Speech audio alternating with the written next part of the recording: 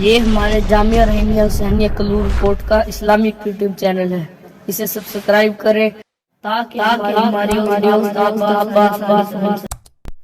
मैं फौजी पाकिस्तान दा मेरी शेरा वर्गी धार दुश्मन दे फट्टे चक दिया मैं हिक ते करां वार मेरे मुंह ते कलमा हक दा मेरे सीने विच कुरान मेरे मेजर कर्नल जरनल जीवन जीवन शेर जवान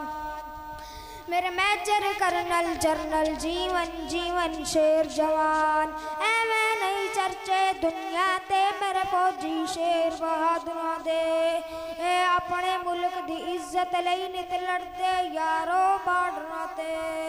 ए मौत कोलों भी डरदे ना ए दुश्मन नू भी छड़दे ना ए कदी ना हिम्मत हारदे भवे आमन लख तूफान मेरे मेजर कर्नल जरनल जीवन जीवन शेर जवान